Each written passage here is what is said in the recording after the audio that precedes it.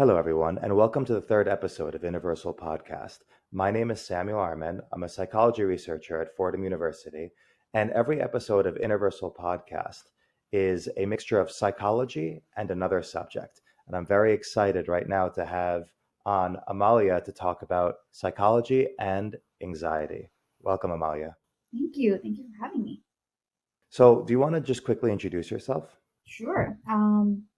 My name's Amalya. I'm a licensed clinical social worker, also known as an LCSW. I've been practicing for close to 11 years, a little bit of community-based, school-based, nonprofit work, and as of the last 6 years, I've been in private practice, and one of my specialties happens to be anxiety. Excellent. So, Mhm. before we even dive into anxiety itself, what got you into becoming a therapist, someone who's working in psychology? Uh, so truly my love for how people's minds work and why people are the way they are, I think I can trace it back to as young as middle school, where the curiosity kind of peaked. And then a mixture of personal reasons, it kind of led me to the path of social work. And that was my degree. And then I realized that I can combine my love of listening to people, helping people, talking to people through a clinical lens by going into therapy, and the rest is history. So then, from your experience, and I guess just from your personal observations, how would you define this word anxiety? Almost kind of plain and simple, I would describe it as the body's very natural response to a threat or stressor. That seems like a perfect definition because it's broad enough that it fits multiple modalities, including in the sort of the evolutionary perspective that Mm-hmm.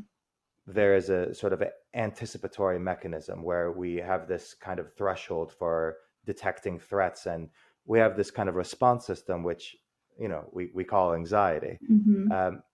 So tell me a little bit about the figures of anxiety and how you've seen it in the work that you do. It, I think, translates because we're looking at all different types, right? So you brought up looking at this from an evolutionary lens, which I know you have a plethora of studies and work that you've done and can 100% chime more into this. But we're looking at it from the reason why it's such a natural response from the body is because it is something that is very primal and primitive and is felt in the brain and body from something that back in the day, ancestors ago, when, let's say, a saber-toothed tiger was chasing you and the alarm system went on to fast forward centuries and centuries, and now we're looking at something as simple as ping, getting an email or a text message, and suddenly that same alarm clicks on, and you have that same type of, a lot of people refer to as fight or flight type of response kick in, to where there is this very innate sense of fear and anticipation and nervousness that feels almost the same as if a big scary dog or a saber-toothed tiger was chasing you. And that is now almost like our version of day in and day out with most, at least adults and children, to feel like that's anxiety. That's what we're looking at. It's our day-to-day lives and all of the triggers that we feel, and we kind of umbrella term that anxiety. Right. So, I mean, I obviously do have a preference to look at things from an evolutionary perspective because it's a little bit more, I think, holistic and helps frame things as perhaps benevolent is not the right word, but there is a goodwill in the mechanism trying to keep us alive at the very least. The thing is, it doesn't necessarily care about our happiness. Why would we, when giving, let's say, a wedding speech and people are watching us, why would we start to have the same effects that we would have when, let's say, a saber-toothed tiger Right. is chasing us? And that process is interesting because it doesn't really serve us from a cognitive level because energy gets pushed to other directions. We now can see better in the dark. We could detect threats better, which actually Mm-hmm. works against us in social Mm-hmm. situations. uh, and where our muscles are engorged with blood, and we're very capable of running and fighting, and even our ability to heal, our coagulation and like major arteries, all these things are very good for fighting or fleeing, Hmm. at least for a medium amount of time, but horrible for if you need to, finish an exam and you're getting anxious and you really need to use these higher level, higher order thinking and metacognitive strategies and all these things. Yeah. Um, I want to give you three different scenarios from people that I've spoken to about anxiety. I had one friend from Texas. Her name is Lily, and she was in Budapest, Hungary. And she was at a museum, and she was being kind of pushed further and further into the museum, and she was far away from home, from Texas. And as she started to get further and further from the exit, she started to feel this kind of swarming feeling and then a full on panic attack. Then I have a friend, Quentin, who on his 25th birthday in Manhattan was enjoying himself. But then he started to notice that everyone around him was, very good looking. And I guess he saw himself as not good looking, as overweight. And he just felt, as a gay man, that he didn't fit the scene very well. And he too had to run outside. And he does, to my knowledge, he doesn't regularly smoke, but he just asked someone for a cigarette and needed to do something to just get his mind off of everything. And it was as close to an anxiety attack as I can imagine, because he was swarmed by these cognitions and just couldn't shake out of it. And then another friend, Erica, who is a reporter, and she got a late night message from a former lover who basically gave her a like "Are you up?" message late at night, and that eventuated a full scale panic attack. In all three of these cases, one wouldn't really create a correlation with being chased by saber toothed tigers. With these three somewhat different stories, how do we explain how anxiety is useful? What exactly is it doing? Why do you think these kind of individuals were operating in that sort of capacity? I think across the board with all three of those scenarios, it's the recognition that something is dangerous or scary, or I'm under a certain threat, and the body, the brain doesn't know any better. Where it's the translation of that and your body's response to that. So whether you're going into fight, flight, or freeze, where your sympathetic nervous system is now in a very reactionary place, to where it's trying to essentially protect you. You're very much in like this sense of survival mode. So whether it's the exit feels too far away, or your heart sinks when you get that text message. So now it's all the racing thoughts that are going through your mind, all of the scenarios, and even with the exit example of like, is something at risk here? Is my life at risk here? We know, you and I both know, and for her at that moment, it probably felt like something is incredibly dangerous or risky at this point. So, really, truly, when it's at a point, again, kind of back to like evolutionary speaking, it's trying, your brain, your body is just trying to protect you. It's trying to signal that something isn't quite right, but the translation of that has sometimes more crippling and debilitating effects, and that's where we kind of cross that line for it to be a disorder. Of course, we're looking at frequency and the severity to kind of qualify it as a disorder. But if it happens often enough and it happens to a severe degree, now we're looking at how that crosses over from something that's like a natural response, like that is something that's keeping you safe, to something that is hindering your day to day functioning, really. When I think of the latter scenario with Erica, I think it takes a sort of a cognitive jump until we sort of arrive at the conclusion of why this would yield a panic attack, or sorry, an anxiety attack, and we will distinguish these two, of course. Um, I think to some degree that message indicated for her that she wasn't currently with someone, and that yielded eventually the idea that or even the suspicion, whether conscious or not, that they might not ever be with someone, or any of the concerns that I guess everyone has every now and then about the the dread of loneliness, Mhm. especially because we're not really meant to be fully alone, because we're a societal creature. We in every single way that you can measure, we are a social creature. Have you and I spoken about mirror neurons before? I don't think we have. So it's actually really fascinating. So if, let us say, you grab a cup and lift it up and take a drink from the cup, there's a series of neurons that activate in your mind, in your brain, to signal that neuronal network, that cell assembly, that is the activity of you reaching for the cup, lifting it up, maybe anticipating the drink that you're having. So it's a sequence. Mhm. Interestingly, if we watch someone else do the same thing, those neurons still fire, even though we're not doing it, Mhm. which suggests that we are, to some degree, recapitulating our environment. In another study, we were looking at the default network, which is how we are operating normally, Mhm. and then examined a variety of different tasks.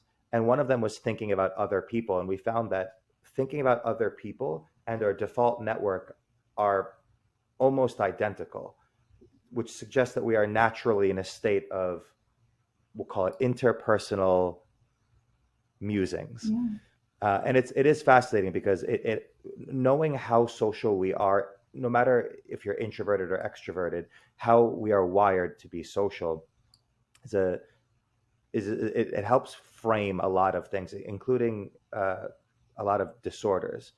And speaking of disorders, so as people living in the United States, we generally operate with the DSM, and Mhm. right now the DSM-5, and about 300 disorders broken into various chapters, and there's 11 different disorders within anxiety disorders. When we look at these 11 disorders, which ones would you say are perhaps the most common, and what have been sort of your experiences with the most common disorders? The most common that come up for me, and I'm dealing with adults, that's my primary population. I'm seeing a lot of generalized anxiety disorder, a lot of panic disorder, and every now and then a lot of social anxiety. Almost in your examples, kind of provided a bit of both, which is very telling, especially a friend from Texas like that. That is the most prevalent for X, Y, and Z reasons, but those are the common ones that I keep coming across in work. So there's a misconception. People interchangeably use anxiety and panic, and it's, I think, a pretty fairly easy thing to distinguish. Mhm. Do you wanna help us out with this? Yeah, so with panic disorder, that's something where if you've had it or if you've heard somebody describe it, they often compare it to a heart attack. It comes on suddenly, like semi truck out of nowhere, and your body starts to experience the side effects of that. So it could be your throat kind of closing up, so it impairs your breathing. So it feels tightness in the chest. That's why so many people attribute that to like tingling in the arm, tightness in the chest, a lot of GI gastrointestinal issues, a lot of weakness in the knee. So some people fall faint, and that is again very sudden. You don't see it coming. You could be at a store at a supermarket, and boom, it hits you. That would be like a full scale panic attack, Right, right? exactly. Because I think across the board, I don't know a single person who every now and then can't say like I've panicked when it's come to something, but when it becomes a panic disorder, you're having that pretty regularly. Versus an anxiety attack or anxiety disorder, where that is an anxiety attack specifically, where that is gradual. You can see that coming. There are bits and pieces and triggers here and there to where you more so in retrospect can identify what led me here, what led me to this, versus the former where it kind of comes out of nowhere and you have no idea what's going on. When you have anxiety, it seems like you are being confined by all of these different thoughts that start swarming. Whereas panic disorder, you described it as kind of being hit by a truck, and I think that's such a, like, on the nose description. And these things can obviously manifest for a variety of causes.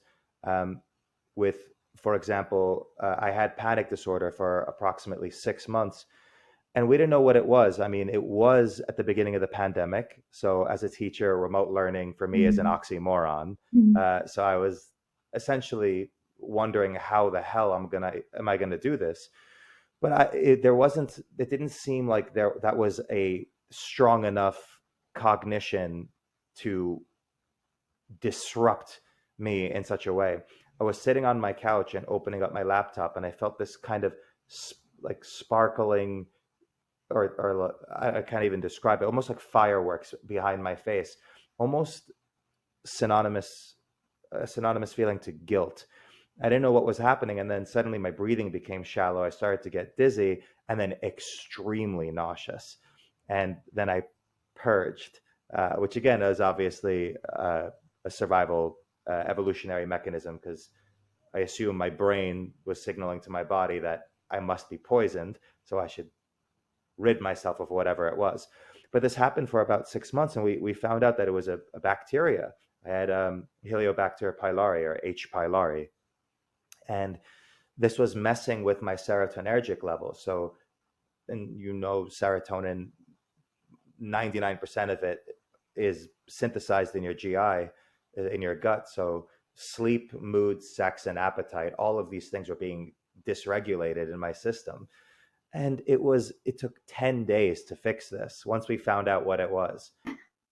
It's that sounds painful, and I'm glad that you got answers. And I think sometimes that is the most cathartic feeling where you can pinpoint to say like this is why it was happening. I'm so happy to hear you better, and that's no longer hopefully the case. When you meet patients who are suffering from either panic disorder or one of the multivarious anxiety disorders, what have been some of the experiences that you've witnessed? And then, of course, we'll talk about the different treatments that you've employed. It varies across the board. So it naturally skyrocketed. Anyone reporting feeling anxious and anxiety and then anxiety disorders when the pandemic started, because it talk about a very like real threat, and your body's internalization and translation of that. Being sequestered to your home, not having those social connections, a lot of that, and like fast forward to now, and some of that still feels like it's the case because a lot of that very natural, safe life, the norm that we knew, for some is still like they're reeling in from that till this day. So a lot of an increase in the example that I brought up before of kind of getting those emails now. Of course, there's an increase of that type of connection versus face to face connection for somebody for, let's say, social anxiety. You need that very human face to face validation connection, where if that gets stripped away and someone is struggling to get that external validation, that's no longer there. That's just like a very quick like snippet of something that for some is still not the case because they've adapted to the new norm. And for someone who is anxious and overthinks about what someone is thinking about them and is like people pleasing or overthinking about that, and they can't see that visually, skyrockets the anxiety. And that happened more than I can remember. In my reading specifically on psychopathologies, one of the uh, very clear sort of themes that has been present in anything regarding anxiety is that one of the biggest exacerbating factors is uncertainty. That uncertainty is one of the most powerful drivers of anxiety. Mm-hmm. So much so that when you are certain about the thing that's hurting you, even if it continues to hurt you, the understanding of it, the holistic understanding of it, essentially defangs it. Yeah. Has that Our been your? yeah, you're that 100% is right on the nose. If our our brain, in addition to being hardwired for social connections to keep us feeling safe and alive, is also hardwired to, lo and behold, think the worst of things, think negatively, think, look out for threat. So therefore, you are quite literally seeking out what is wrong or what isn't right, and when that is in an environment where it is a perceived threat, and this is something important to keep in mind when we're looking at sometimes I feel anxious versus this is now crossing over to an anxiety disorder, is it is constantly a perceived threat. So that level of uncertainty is now this intrinsic perceived threat. So not seeing someone's facial cues, not seeing someone in person, not having an exchange, not knowing. And from March 2020, it was a lot of we don't have answers, we still don't have answers. And for someone who's struggling with anxiety, that is the last thing that you want to hear is that you don't have answers. So uncertainty absolutely exasperates anyone's. It exasperates the case for anyone, but let alone someone who's struggling with any sort of anxiety disorder. With that in mind, that uncertainty is anxiogenic, and conversely, certainty, or even not even certainty, but rather that you don't have total uncertainty, is anxiety reducing. Walk me through some of the treatments that you use, or we'll call it the therapies, or the frameworks that you employ as a therapist. The main go-to ones that at least I've found to be successful, or I found to be the most have the most receptivity to, is I think the one that is the most commonly known and spoken about, which is cognitive behavioral therapy. I know you're personally a big fan too, so it's also known as CBT. And then I personally employ psychodynamic work, and I know at first thought hearing anything about like childhood and inner child and anything like that is like makes some people's like eyes roll back and sounds very woo woo, but it is important to understand where someone is coming from and how that could have impacted their present day anxiety, so that wherever it is appropriate fits. And then ACT is fairly new, around the 80s, and that's acceptance and commitment therapy, and that's been a recent go-to of mine that I've found some success with. We'll start with, behavioral therapy, or rather, behaviorism was a response to the psychodynamic idea. So with behaviorists, everything had to be observed. It had to be something that you could empirically measure. And eventually, that pretty predictably became a form of therapy that was pioneered by Joseph Wolpe, who was using for soldiers who were coming back from battle, this they would create essentially this hierarchy of their fears, with the apex being the phobia, or the main driver of their anxiety. And at the lowest level, he would pair something relaxing. So often it was deep muscle relaxation, or massages. So let's say someone had arachnophobia, they were terrified of spiders. What they would do is you would look at maybe a silly drawing of a spider, and then maybe after that, a video of a spider in low res. And it would go up the hierarchy until eventually you can face that particular phobia, as opposed to just immersing someone into it. And then there was the rise of cognitism with Aaron Beck and Albert Ellis, with cognitive therapy and rational emotive behavioral therapy. And all of this kind of fused together into a using cognitions and using behavior and working these all together. So that's like a historical overview. What does it look like in practice for you? In practice, that I feel like has come a long way, and again, translates into very what you and I would call mundane, what most people would feel like mundane, because it's a day to day challenges that we face that accumulate and then again end up turning into something like social anxiety or generalized anxiety. One of the most common examples is it's like getting a text message, and prior to opening the text message, just the idea of what somebody wrote. Let's say it's someone you're dating and it's the first couple of weeks and everything is new and fun, but also everything is nerve-wracking and uncertain. So waiting to find out if it's a yes to seeing each other again, the thought of if I open this text and it says no, and then boom, the cycle starts. What if they said no? What if I'm rejected? What if I'll never date again? What if I am actually, and then you start thinking the worst possible things about yourself, and now they are true, and you haven't even opened the text message. And then, of course, the surge of the physiological symptoms start to kick in. Your heart is racing, your hands are sweaty, your breathing is shallow, and then you turn to that And all critical. of that only signals, it Yeah. only signals that you're afraid, and then you're afraid that you're afraid, and you kind of, Yep.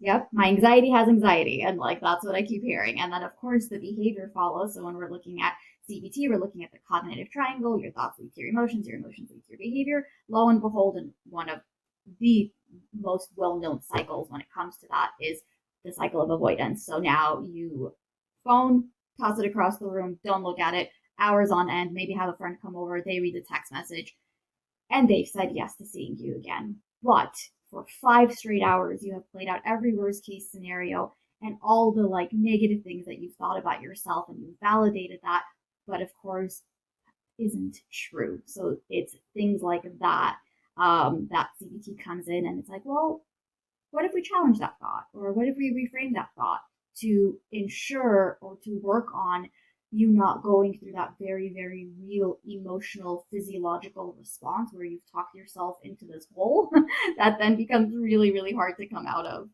so it seems like there's some sort of event that yields a behavior which then manifests in these consequences, and the whole idea is to essentially disrupt that Yes, sort of chain. And it seems to be rooted in irrational thinking or incomplete thinking. absolutely. That's a big one. And I know there's patterns that are common in CBT. I mean, we're human, so we have these mechanisms and these patterns of thinking that are uniform, and we arrive to them differently, of course. But the fact that there are these sort of predictable uh, modes of behavior, can you discuss maybe one or two of the different patterns of irrational thinking that seems to have been common in your experience? One of the biggest, if not I almost I'm scared to say my favorite, only because watching somebody as they're in therapy or kind of unpacking it, and the recognition that this is what's happening, and then like realizing that it can be treated or it could be worked through, really lights me up. So I'm going to go with catastrophizing. So in that example that I provided, it kind of touches on that a little bit. So in having that type of irrational type of thinking, a cognitive distortion, if you will, which is irrational thinking, as you mentioned, is catastrophizing a situation. So it is taking something where there is little to no real actual facts behind it, and creating this story that is so rooted in either insecurities, worries, feeling nervous, feeling fearful, and then creating this situation that more often than not doesn't take place. And one of my favorite go-to questions to ask for that after they've like after someone has finished telling me about this potential catastrophic situation that they have created in their mind is, where is the evidence to that? And there's a moment of silence where I'm like, if it took you more than 5 seconds, chances are it might not be real. So in kind of looking at like, am I having catastrophic type of thinking, is one of those, like, is just one example. And it seems, again, I mean, we go right back to uncertainty. Mm-hmm. You are plucking out the uncertainty mechanism. Yeah. It seems evident that mystery is an amplifier of emotion across the board. A surprise gift yields the greatest amount of love and appreciation in the same way that a or an uncertain circumstance can amplify the anxiety that it can induce. And there's anticipatory anxiety that makes sense. Before an exam, you're not necessarily sure what's on the exam, obviously directly, uh, and that makes sense. It's a preparatory mechanism. Or before a boxing match or a race, Mhm. there are this uncertainty of not knowing what the consequence is going to be directly. But it seems like catastrophizing is taking these uncertainties and magnifying them into full scale, hyper negative consequences to the point where it seems pretty distantly untethered from reality. Yep, you're amplifying your worst case scenarios and you're saying it's real and that's what I choose to believe until of course, a little a little tinkering here to see if could that potentially be challenged? Could that potentially not be fact? Before we go into the psychodynamic and to ACT techniques that you've employed, I want to tell you a very quick story. I had a friend in college who was dumped by his girlfriend, and he was trying to, I guess, like get back in the game, or I guess have a girlfriend again was kind of the way he framed it. And the thing is, every time he saw a girl that he was interested in, he would freeze up. And when I eventually asked him, like, why won't you just go and talk to someone if you are intrigued by them, whether it's it's the way they look or the way they're carrying themselves, if you're magnetized by them, you have to speak to someone in order to have a relationship with them, or some sort of communication. And he would always get very defensive, and he would say things like, no, it's stupid, or they're going to think I'm this or that. The stupid, that's obviously for me just a defense mechanism of him not wanting to address it. But the latter part struck me as more towards what CBT is aiming at, which is there was this idea that he would look stupid or creepy or anything that would in tribal times alienate you from the group. And when you're alienated from the group, when you're isolated or excommunicated from the group, you don't fare well.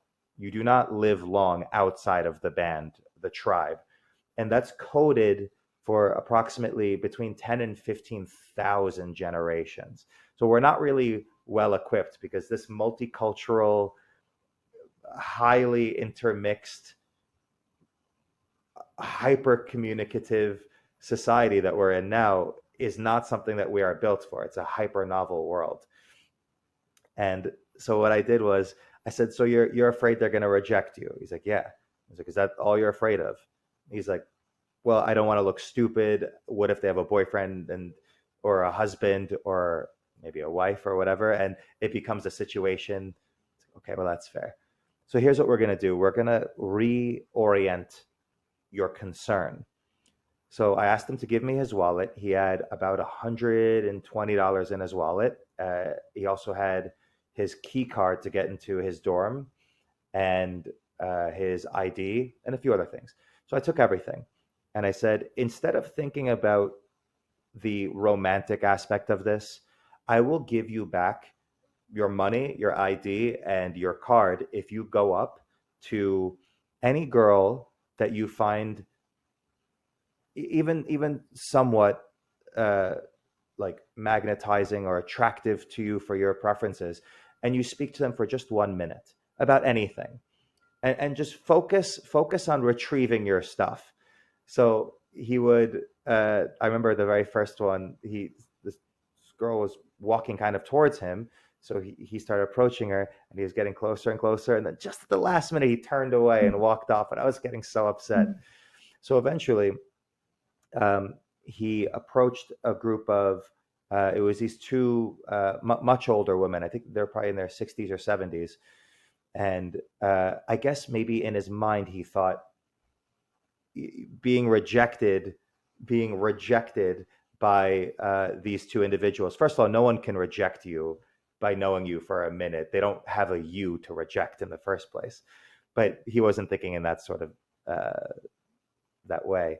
And he spoke to them for a minute or two, and I was trying to listen without looking like I was trying to listen, and I couldn't really hear what they were saying, but I did hear all of them laugh, and I was like, yes, yes, good job. And then he came back to me, and before I could even say like how did it go, he looks at me, and goes, "I think I'm in love with them." It was fascinating. It was very cute. And eventually he just went up to different groups. He went to actually large groups, and I was honestly really impressed by how quickly the the switch was flipped for him, because he realized no one can reject me from whatever sort of tribe that I think I'm, a part of. Yeah. And I was just so proud of him. He took that amplified fear and squashed it. Yeah, and I know sometimes people model these things, uh, especially with fear of, for example, one of my professors, uh, he had a patient who had a fear of certain bugs, and he had not cockroaches. What are they called? Grasshoppers. He had grasshoppers on Mm. his desk, and they were edible grasshoppers, like they were like candy grasshoppers, but they were real grasshoppers. And he would have a conversation about something that the patient was interested in, and then casually unscrew or take off the cap of these little containers, and he would just eat them as he was talking to them, and they would just be like, but it would be a conversation that they were interested in having, and it was just a really fascinating approach. So CBT, Yeah. can you tell us Yeah. about the psychodynamic approach? I know it's not all about Freud Yeah. and sex and things of that sort, as it was at the turn of the century. And everything's about your mother. Um, so I mean, with psychodynamic, it's really really looking at your like truly at the heart. Like you're looking at your upbringing and you're looking at what was modeled for you, and you're looking at when we're in our like adult self, and we're looking at that like sense of uncertainty and need to control, and we're looking at all the roots in anxiety. This is just an example of how psychodynamic can be applied. If you were, let's say, a child who grew up in a home with a lot of uncertainty, with a lot of not really sure if mom and dad are going to come home, and are they going to fight, and am I going to feel safe, you might then grow up with the understanding and with the modeled behavior of, well, if I adapt a certain sense of certainty around me. So if I schedule everything, organize everything, know what I'm doing, have everything ready to go, talk to this person at this time, and somebody from the outside can look at that and be like, you are the most organized person. You know exactly what's going to happen, when it's going to happen, who you're going to talk to, and you probably make for an excellent Yeah, employee because type A then I personality. couch that. You're so put Yep, together. There's nothing you excel. wrong in your life. Exactly. You are so put together that there is now no room for uncertainty. Because why? Because when you were 5, your household screamed and invited such a level of uncertainty that you had to grow up really, what's the word I'm looking for? You had to create essentially like a barrier, right, of certainty, which You had to create that in order to not feel that same level of fear and worry, because things were so shaky and unstable that if you could do the opposite moving forward in your adult life, then you're guaranteeing, not the case, you're guaranteeing that you never have to feel that way again. So to the outside, it looks like a type A, excelling, successful, high functioning, anxious person, which I think we'll hear talking about more and more again. But really, when we're like, well, let's take it back a little bit and look at what your upbringing looked like. Oh, you felt unsafe, and now you work so hard to keep yourself safe internally. That's just one kind of classic example of something that commonly it's comes up. almost like you're cutting yourself off before you can possibly be hurt. And it's a adaptive measure, of course, because we don't want to be Yeah, hurt. Not hurt so much that we are entirely yeah, disrupted. yeah. You're protecting yourself. You're like, I figured out how to protect myself, and no one can hurt me. Right, right. I Yeah, mean, again, it's fascinating how all of these things operate. Um, Yeah. in one of the books that I've read by Dr. Stephen Gross, who's a London-based psychotherapist, the book is called The Examined Life. It's, I think, one of the best books I've ever read on psychology, and it is so accessible. It reads like a fireside chat, and I mean, there's so many different uh, aspects in it that we can point to, but this this one case was about this woman on a plane with Dr. Stephen Gross, and she's talking about how she's going to see her parent, or she's going to see her mom for the first time in a long, long time, in years and years and years, and he's fascinated by this, and he mentions that he's a psychologist, so of course she has to tell him the whole story, and she says that her parents decided to cut her off because she, as a Jewish woman, was seeing a Catholic man, and the family was absolutely against this, and she was so flummoxed by their irrational response, considering they weren't particularly Jewish. They were Jewish, but they weren't practicing in a very stringent way. But nonetheless, the parents cut her off. So Dr. Gross essentially says something along the lines of, "Well, I'm glad that your parents have forgiven you, or you've made amends." And she's like, "Oh no, I'm only seeing my mom. My father was the reason why they cut me off, and he was cheating on my mom with a Catholic woman." And it's just so fascinating that Yeah. because the father was doing this, they amplified and projected onto the daughter and cut her off for years.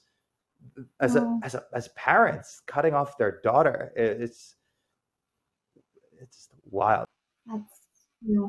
Wow. Yeah. I didn't.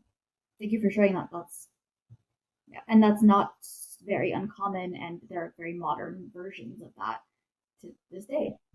Yeah, and there's Yeah. various manifestations, and it Mm. really is. Even having a rudimentary knowledge of the defense mechanisms that we have, I feel empowers your understanding of things or behaviors that seem irrational, or even if they're aimed towards you, they seem unforgivable. But you gain this kind of extra insight when you have at least a little bit of understanding. And sometimes seeing a therapist, talking to a therapist, they might not say, well, this is this defense mechanism, this is this, but you get an understanding. It's almost like a new art form that is available to you, but everyone is pouring out that art form in little pieces here and there. Yeah. Absolutely. Absolutely.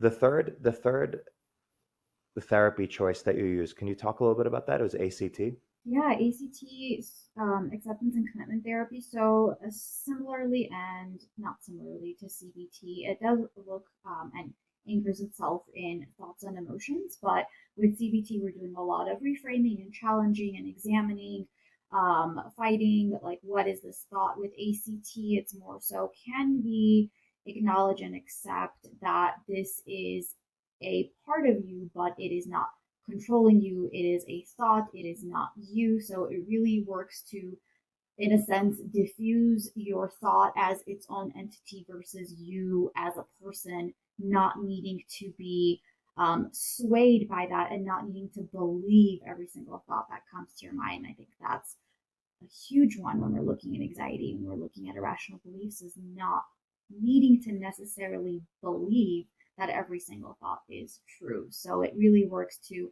unhinge and diffuse, and uses a lot of different techniques to separate your thought as being a thought and you as just you as a person. And it brings a lot two things into the forefront: mindfulness and awareness. So if you can acknowledge it, if you recognize it, like, I am having this irrational thought, versus like, let me try to figure out what this is, rather than just removing yourself from it. So that's where the mindfulness comes in. Bring yourself back to what the awareness is, similar to breath work and meditation. And then it also looks at your values. So making a lot of choices as they relate to your thought process and these thoughts that you're having, that you're working so hard to see if it's true or not. Really seeing, is this going to help me or is this going to hurt me? And do I need to pay attention to it as it aligns with your values is also a big part of ACT. So that's been a really nice one to work with. Would it be fair to say that you consciously separate yourself from your thoughts and understand that your thoughts aren't a full trait of you, but rather something that is passing through you? It's just there. Yep, it's something that's just there. And Dr. Stephen Hayes in the 1980s, who developed it and then it started coming to the forefront, um, he kind of described it like almost like radio noise. Like even if you turn it on, there's some like static that's kind of there, and you can zone in on that and have it control you and bother you and fixate on that, and that's all you can fixate on. Or you can recognize like, there's some static, but let me keep focusing on what I need to do and what's important and what matters. So kind of having that like analogy to lean into for your thoughts not needing to be something that you're run by, basically, that doesn't dictate everything that is real and true in your life. So yes, that's absolutely a great way of putting it. Yeah, You said it in the 1980s and now it's gaining more popularity. I think so. Yeah, I've hearing about it more, seeing it more, and personally applying it more. I can imagine this working very well for athletes who have gotten a career ending or maybe even career disrupting injury, who have to, I guess, recontextualize a lot of things because many of them, I mean, injured professional athletes have a high risk for depression because so much of their identity and dopamine releases and health and all these things are tied to the physical activity that they were once doing, likely in a very routine manner. So I feel like this would be a demographic that would very much benefit from such a therapy choice. Absolutely, absolutely would. Yep. We can't, I don't think we can ever ignore the fact that there is, just as much as there is great information and plethoric content to absorb uh, for these particular fields and topics, there is also, especially in the sort of the TikTokification of information, there is an abundance of misinformation, of myths. Right. And of course, there's always disinformation and misinformation, people who have misunderstood things, people who have very consciously presented misleading information for maybe their personal benefit. What are some of the most common myths that you have experienced or witnessed regarding anxiety and panic? One of the biggest ones that come up, especially upon, let's say, a client or a patient coming into therapy, is the belief, whether we want to call it irrational or not, but it's very real to them in the moment that they're describing it, is that this is who I am, this is what life's going to be like, and this is the new normal, which we know is just not the case. Because while you can struggle with something and it could impair every single domain of your life, um, when we identify it similarly to how you got to the root cause of your panic attacks and how often they were happening and going on for 6 months, I feel like you could have easily been under that impression of, well, I just have to adjust to this. This is the new I normal. was I was in the midst of giving up. I was very much. I don't mean giving up as in uh, suicidal ideation or anything of that sort, but rather I was I was slumped over in my bathtub, half in my bathtub and half feet on the tiles, and just wondering. I had fasted for 25 hours, and I was thinking, what did I do wrong? Why must I have these rush of thoughts that are so deeply negative? Because with the sickness, my mind would search for a cause and eventually it would turn against me. And it would say things like, well, you were late to your best friend's birthday party in 11th grade. Like, what kind of best friend are you? Why do you only think of yourself? Why do you think you were late? You say that you were tired. you prioritized sleeping over your friend. Are you really a friend? Think of what your friend has done for you. And it would scream at me. And I would almost schizophrenically hear myself attacking me. And I was just thinking, where is this coming from? Like, I was 15 minutes ago, 20 minutes ago, I was thinking about how to properly leave notes for my students so that they write better the next time they have a similar assignment. And now I am crying half in a bathtub, vomit in the toilet, and pain everywhere in my stomach. And yeah, of course, giving up was a very uh, constant temptation is not the right word, but it seemed like the only option was that you are your sickness now. I am my anxiety. Yep, this is me. And then what you touched on is another big one, which is this must be my own doing. It must be my fault. I did this to myself. You only have yourself to blame. And that absolutely is, I would say, the second most common one is like, I did this. I only have myself to blame. Do you think that that comes from a religious standpoint, or is it beyond religion? It could happen I whether or think it not. can transcend. Yeah, I think definitely it can. There's bits and pieces of both, but I think it transcends to beyond religion because I think it's easy to get caught up in, especially in the U.S. we feel very individualistic. So it's me. It's only me. Let me look for an answer. And our brain, absolutely, and you just touched on this, loves to fill in the gaps. We want to find answers. And what is the surefire, most easy answer to go to? Me, my fault, all me, no other answer. There you go. And the aggravating thing, of course, is that we are, and forgive me for using a religious term, but none of us are sinless. So if our mind is Correct. scouring for something to cause guilt, it will find it. Oh yeah, It will find that thing. Whether, yeah, and of you don't need to be religious to have guilt, of course. course. Yeah, and something that ACT touches on real quick to kind of go back to it is our what he calls like your brain is a reason giving machine. So it's always going to give you a reason, and it loves to give you as the reason to feel guilty and poorly and self blame for just about everything that you can think of, which then fuels your anxiety. Your brain is a reason giving machine. Yeah, I like this. yeah, This is nice. yeah.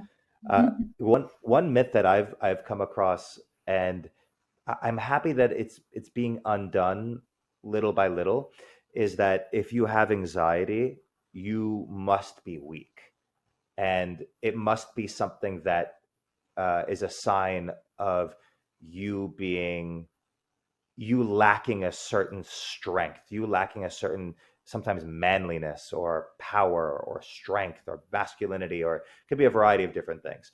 And obviously, it needn't be gendered, but often it is for men a sense of shame is attached to having anxiety. It's like, oh, look how weak and fearful they are. And one person who I think has really done a good amount to undo this is the basketball player Kevin Love. We spoke about him once before. Mm-hmm. Uh, he's a basketball player. He's 6'8", 250 pounds, and I believe it was right after or right before his 29th birthday. Um, he was playing against the Atlanta Hawks. This is back when he was on the, I think, Cleveland Cavaliers, and he had a full scale panic attack. And I have the quote actually right here. He said, "I felt my heart racing faster than usual. I was having trouble catching my breath. Everything was spinning like my brain was trying to climb out of my head. The air felt thick and heavy. My mouth was like chalk. I was freaking out. When I got up to walk out of the huddle, I knew I couldn't re enter the game. Like, literally couldn't do it physically." So, this is someone who has is worth over $50 million, is dating a supermodel, is a brand ambassador, is powerful in physicality, powerful in every way that I think one could traditionally and in a modern lens uh, calculate or estimate power. So for someone like this to experience a full scale panic attack, I think it's great that he was very open about this, and he's been very open about it since as well.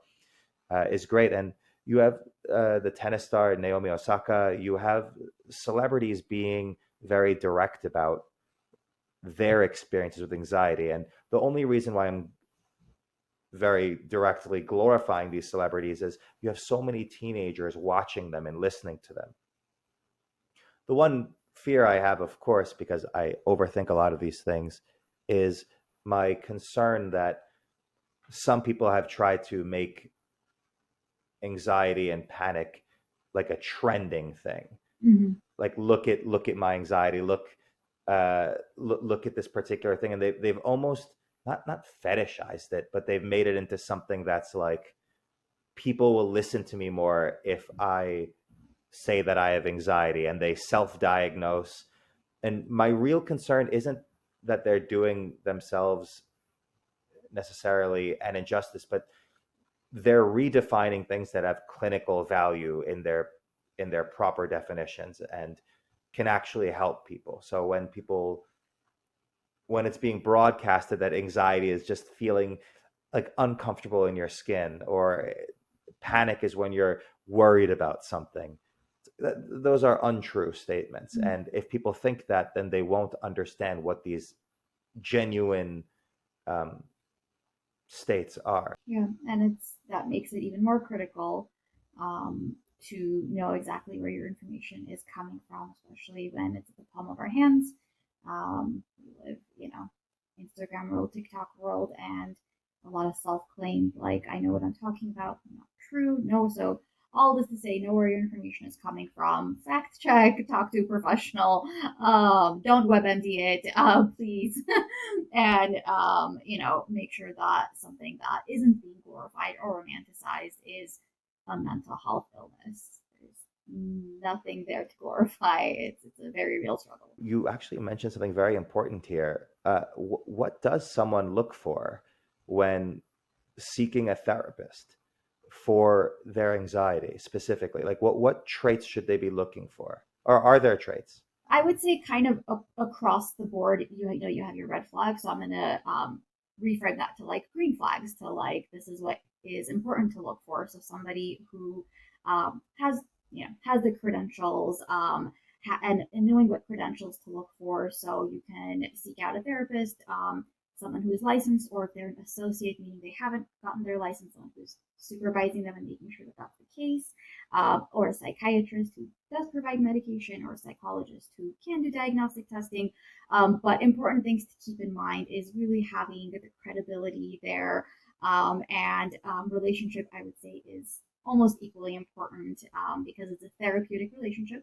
So you want to make sure that there is a level of understanding, a level of respect, and really checking in what modalities there are. So if you are someone who says to themselves, I only want a CBT therapist, make sure that that is a modality that they practice under, and that's something that they specialize in, before you kind of run with them. So those are a few things to look for. So a little bit of research definitely goes a long way in Absolutely. understanding who exactly to select. Awesome. Yes.